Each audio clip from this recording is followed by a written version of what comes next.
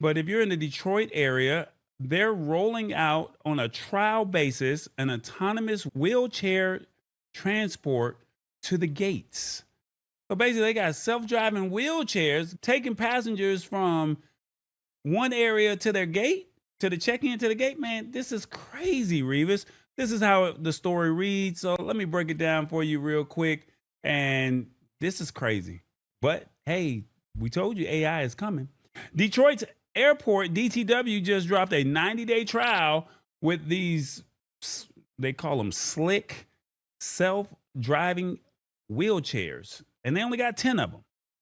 And basically, they're saying they're in the McNamara terminal. Not sure if I'm saying that right, Revis. You're in the Michigan area. Maybe you can. McNamara. Okay.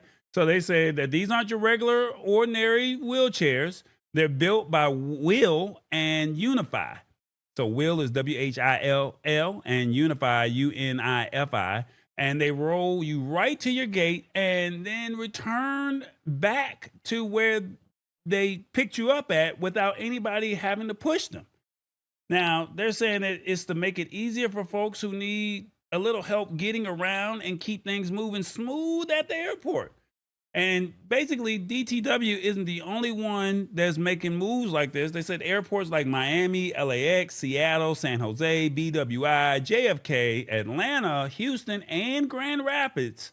They even said Amsterdam and Winnipeg across the waters, they even have this as well, are all trying out or already got these autonomous chairs doing their thing. It's clear that airports are trying to step their game up when it comes to making sure everybody can get around with ease. Now, this is supported by a grant, but here's some caveats, or here's some things that it can and cannot do. It can't stop at a restaurant or bathroom. It goes straight to the gate. They say passengers are screened first, assigned a wheelchair, and then they're walked over to the security to the wheelchairs, and then that's when they'll assign it, scan your boarding pass, and it will take you straight to your gate.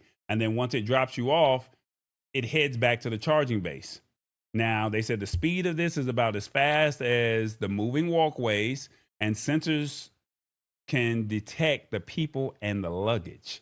Now, it sticks to its routes. So, like I said, no stores, no stopping at the restrooms. It's just straight to the gate. And then they said the chair even plays music. Now, why is this important? Wow. Somebody, if you're older and you can't do those long walking distance, this might be ideal. Increased independence. You don't have to rely on nobody to push you or wait for a staff member. You just hop in and let the chair do the work and keep your independence intact. That's what they say. No more getting lost. The chairs know exactly where they're going and they'll take you right to the gate. So you don't have to be worried about whether or not you got in the wrong terminal or you walked to the wrong gate. Faster navigation. Sometimes airport staffs are stretched thin. So these autonomous chairs can get you to where you need to be quicker, saving you valuable time and convenience and comfort. Let's be honest, flying can be exhausting. So now you can just sit back and relax and allow the chair to just take you there.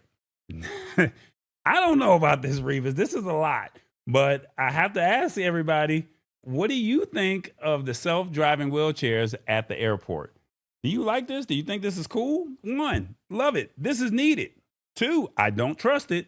3, we are losing the human interaction. 4, I need to try it out before I pass judgment. Or 5, if no one is available to do the job, I see no issues. 1 through 5, let me know in the comments. What do you think of self-driving wheelchairs at the airport? Revis, your thoughts on this? This is interesting. It's interesting, but one thing you didn't say, price point. It's free. Is this going to be a free service? Yeah, it's free. Okay, they're testing it out right now. Is it going to continue to be free? Now, we don't know, but right now, this is a 90-day trial at the Detroit airport and the other cities that I listed, right? So here's the thing. Right.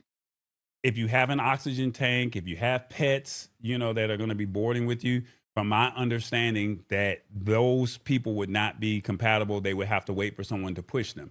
This is for somebody who just, hey, I screened you. You have 1 carry-on, maybe 2. They have a little luggage compartment in the back of the wheelchair, and you're good to go. That's what I'm seeing out of this, if that makes sense for me. So there's an article in the description. You can check it out for yourself and you can see it, see what the wheelchairs look like. And they have different models. So different airports have different models, if that makes sense. So you have to see if that is something that, is doable. Let me see.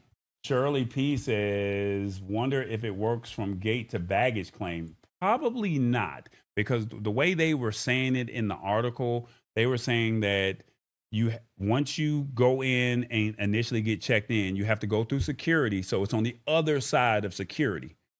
And then once you get to the other side of security, they take you to a holding place. And then once they take you to the holding place, that's where, once you're one of those 10 people that were selected, because they only have 10 wheelchairs at DTW. They have more wheelchairs at other airports. They did not say how many it was, but basically they sit you in the wheelchair. They see your boarding pass.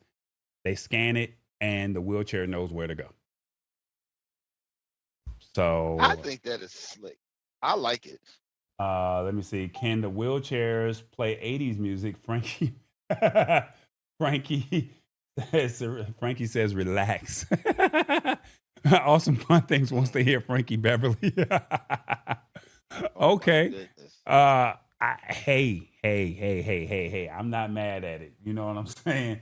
So wheelchairs, you get screened. If you fit the criteria, you automatically go right on in. They select you.